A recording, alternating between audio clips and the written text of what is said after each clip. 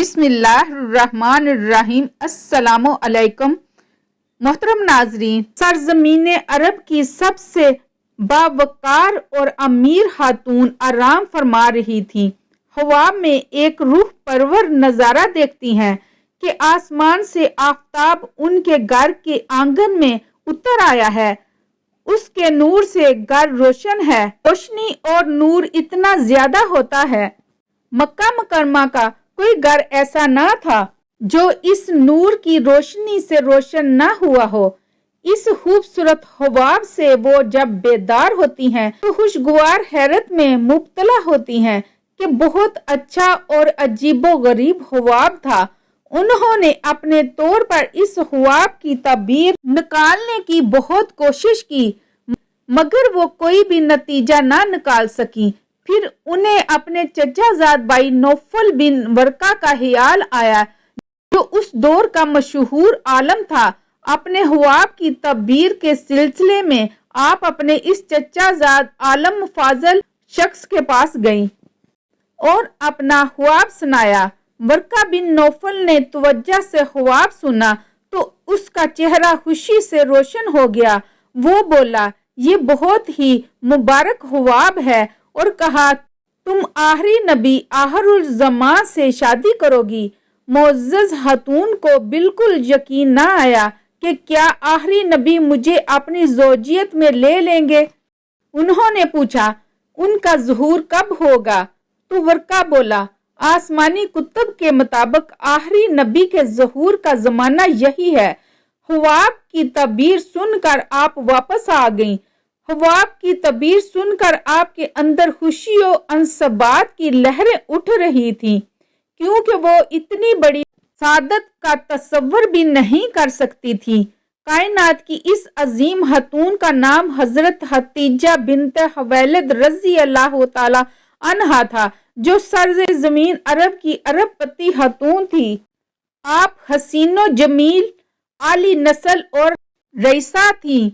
قریش کے اکابرین و اشراف آپ کو کئی بار نکاح کی درخواست کر چکے تھے، لیکن آپ ہر بار انکار کر دیتی۔ آپ کی ولادت 15 سال قبل عام الفیل قبیلہ بنو اسد میں ہوئی، جو قریش کی ایک نہایت معزز شاخ تھی۔ ان کے والد خویلد بن اسد عرب کے امیر ترین انسانوں میں سے ایک تھے۔ انہی دنوں میں جنگ حرب الفجار شروع ہوئی۔ اس جنگ میں حضرت خدیجہ رضی اللہ تعالی عنہا کے والد شریک ہوئے اور داعی اجل کو لبیک کہا اور جہاں سے رخصت ہو گئے۔ خاندانی پیشہ تجارت تھا۔ باپ کے مرنے کے بعد حضرت خدیجہ رضی اللہ تعالی عنہا نے کاروبار میں دلچسپی لینی شروع کر دی۔ ان دنوں حضرت محمد بن عبداللہ صلی اللہ علیہ وآلہ وسلم کے پاکیزہ اخلاق کی گواہی مکہ کی ہر گلی و کوچہ دے رہا تھا۔ آپ صلی اللہ علیہ وآلہ وسلم کو امین کے لقب سے پکارا جاتا۔ حضرت خدیجہ رضی اللہ تعالی عنہا کی عقیدت نواز نگاہیں بھی کسی ایسے ہی اعلیٰ فرد مقدس کی جستجو میں تھیں۔ بسط ادب سامان تجارت ملک شام لے جانے کے لیے درخواست کی۔ آپ صلی اللہ علیہ وآلہ وسلم کے چچا ابو طالب کے ذریعے معاملہ طے پا گیا۔ حضرت خدیجہ رضی اللہ تعالی عنہا کا غلام میسرہ بھی ساتھ تھا۔ اس تجارت سے پہلے کی نسبت دگنا منافع ہوا۔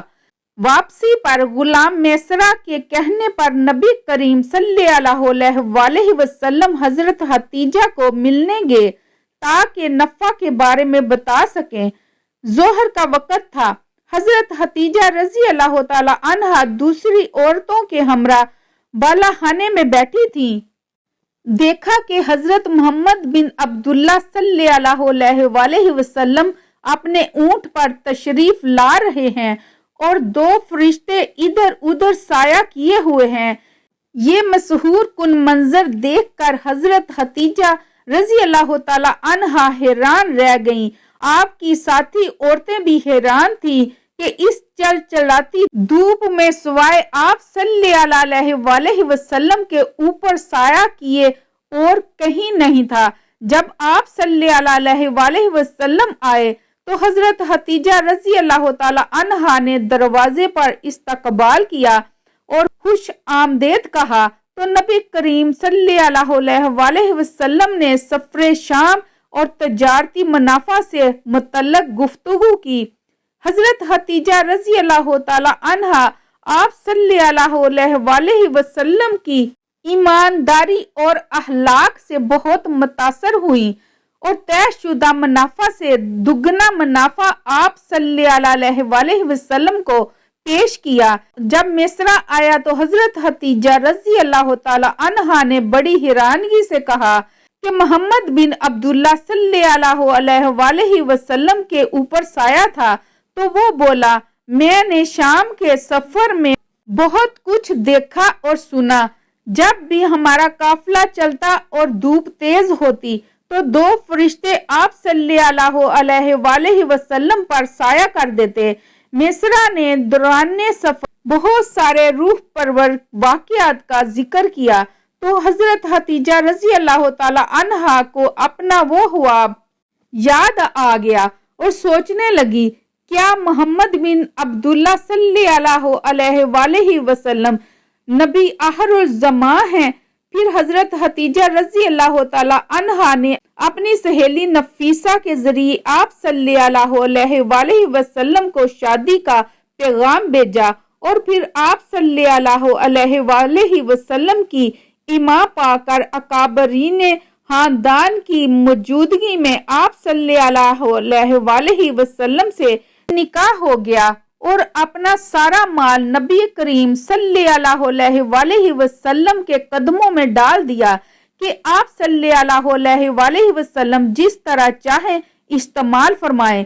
حضرت خدیجہ رضی اللہ تعالی عنہا کے پاس بے شمار باندیاں اور غلام تھے، لیکن آپ صلی اللہ علیہ وآلہ وسلم کی محبت نے یہ گوارا نہ کیا کہ کوئی اور آپ صلی اللہ علیہ وآلہ وسلم کی خدمت کرے۔ اس سعادت کو وہ خود سمیٹنا چاہتی تھی۔ آپ صلی اللہ علیہ وآلہ وسلم کا سارا کام وہ خود کرتی۔ امارت کا مزاج دوسروں سے خدمت و ادب کروانا اور دوسروں سے اثار و قربانی طلب کرنا، لیکن جب کسی سے دلی محبت ہو جائے تو معاملہ الٹ ہو جاتا ہے۔ اور جب حضور صلی اللہ علیہ وآلہ وسلم نے نزول وحی کے بارے میں اپنی محبوب زوجہ محترمہ کو بتایا تو انہوں نے کہا بے شک آپ صلی اللہ علیہ وآلہ وسلم سچ کہتے ہیں، اور جب اعلان نبوت فرمایا تو آپ فوراً ایمان لے آئیں۔ ایک مرتبہ حضرت خدیجہ الکبریٰ نبی کریم صلی اللہ علیہ وآلہ وسلم سے عرض گزار ہوئیں یا رسول اللہ صلی اللہ علیہ وآلہ وسلم، جب حضرت جبرائیل علیہ السلام آپ کی خدمت میں حاضر ہوں تو مجھے بھی دکھائیے گا۔ چنانچہ جب حضرت جبرائیل علیہ السلام آئے تو حضور اکرم صلی اللہ علیہ وآلہ وسلم نے فرمایا خدیجہ ادھر آؤ اور میری دائیں ران کی قریب بیٹھ کر دیکھ لیجئے۔ چنانچہ انہوں نے ایسا ہی کیا۔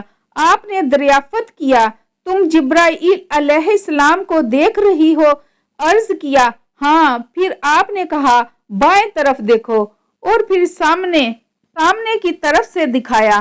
حضرت خدیجہ الکبریٰ رضی اللہ تعالی عنہا نے حضرت جبرائیل علیہ السلام کو دیکھتے ہی عرض کیا یا رسول اللہ صلی اللہ علیہ وآلہ وسلم، یہ واقعی حضرت جبرائیل علیہ السلام ہے، شیطان ایسی صورت اختیار نہیں کر سکتا۔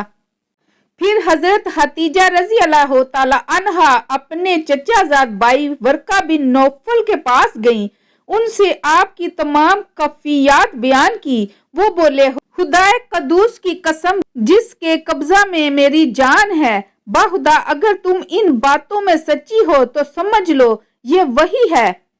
یہ وہی ناموس اکبر آئے تھے جو حضرت موسیٰ علیہ السلام کے پاس آیا کرتے تھے۔ ورقہ بن نوفل آپ صلی اللہ علیہ وآلہ وسلم کی خدمت میں حاضر ہوئے اور آپ صلی اللہ علیہ وآلہ وسلم کے سر اقدس کو چوم لیا۔ اعلان نبوت کے 7ویں سال बात नबवी में कफारे मक्का ने जब देखा कि रोज बरोज मुसलमानों की तादाद बढ़ती जा रही है, हजरत अमीर हमजा और हजरत उमर फारूक रजी अल्लाह तआला अन्हो जैसे बहादरान कुरैश भी दामने इस्लाम में आ गए, तो गैज़ो गजब में ये लोग आपे से बाहर हो गए और तमाम सरदाराने कुरैश और मक्का के दूसरे कुफ्फार ने ये स्कीम बनाई कि हुजूर सल्लल्लाहु अलैहि वसल्लम और आपके खानदान का मुकम्मल बायकाट कर दिया जाए और इन लोगों को किसी तंगो तारीक जगह में महसूर करके इनका दाना पानी बंद कर दिया जाए, ताकि ये लोग मुकम्मल तौर पर तबाह बर्बाद हो जाएं। चुनाचे इस खौफनाक तजवीज के मुताबिक तमाम कबाइले कुरैश ने आपस में ये महदा किया कि जब तक बनी हाशिम के खानदान वाले हुजूर सल्लल्लाहु अलैहि वसल्लम को माज़अल्लाह कत्ल के लिए हमारे हवाले ना कर दें, कोई शख्स बन्नू हाशिम के खानदान से शादी ब्याह ना करे, कोई शख्स इन लोगों के हाथ किसी किस्म के सामान की खरीदो फरोख्त ना करे, कोई शख्स इन लोगों से मेल जोल सलामो कलाम और मुलाकात और बात ना करे, कोई शख्स इन लोगों के पास खाने पीने का कोई सामान ना जाने दे। मंसूर बिन अकरमा ने इस माहदा को देखा और तमाम सरदाराने कुरैश ने इस पर दस्तखत करके इस दस्तावेज को काबा के अंदर अवेजा कर दिया। अबू तालिब मजबूरन हुजूर अक़दस सल्लल्लाहु अलैहि वसल्लम और दूसरे तमाम खानदान वालों को लेकर पहाड़ की उस चोटी में जिसका नाम शैब अबी तालिब था पनाह गजीन हुए। अबू लहब के सिवा खानदान बनु हाशिम के काफरों ने भी खानदानी हमायत और पासदारी की बिना पर इस मामला में हुजूर सल्लल्लाहु अलैहि वसल्लम का साथ दिया और सब के सब पहाड़ के उस तंगो तारीख दर्रा में महसूर रहकर कैदियों की जिंदगी बसर करने लगे और सब के सब पहाड़ के उस तंगो तारीख दुर्रा में महसूर रहकर कैदियों की जिंदगी बसर करने लगे। और ये 3 बरस का जमाना इतना सख्त और कठिन गुजरा कि बनु हाशिम दरख्तों के पत्ते और सूखे चमड़े पका पका कर खाते थे और उनके बच्चे की भूख प्यास की शिद्दत से तड़प तड़प कर दिन रात रोया करते थे। संग दिल और जालिम काफरों ने हर तरफ पहरा बिठा दिया था कि कहीं से भी घाटी के अंदर दाना पानी ना जाने पाए। यहाँ महसूरी के अरसा में हजरत हतीजातुल कुबरा रजी अल्लाह ताला अन्हा की सेहत बहुत मुतासर हुई, क्योंकि आपने सारी उम्र आरामोद राहत में मलका की तरह गुजारी थी। यहाँ की मुश्किलात नाजुक जिस्म बर्दाश्त न कर सका, शदीद बीमार पड़ गई। प्यारे आका सल्लल्लाहु अलैहि वसल्लम ने इलाज दिलजोई में कोई कसर ना उठा रखी, मगर वक्त मुअय्यन आ गया था। रमजानुल मुबारक 10 नबवी में आप सल्लल्लाहु अलैहि वसल्लम की महबूबा ज़ौजा मोहतरमा ने इस दुनिया से मुंह मोड़ लिया और अपने रहीम करीम शोहर और इमामुल अनबिया सल्लल्लाहु अलैहि वसल्लम के सामने दम तोड़ दिया। उस वक़्त हजरत हतीजातुल कुबरा रज़ी अल्लाह ताला अन्हा की उम्र 65 साल थी। हुजूर सल्लल्लाहु अलैहि वसल्लम ने इस साल को आमुल हज़न जनी गम का साल करार दिया। नबी करीम सल्लल्लाहु अलैहि वसल्लम अपनी महबूब बीवी को कब्र मुबारक में उतारने के लिए खुद कब्र में उतरे और अपने हाथों से अपनी गम गसार और महबूब बीवी को सुपुर्द हाक किया।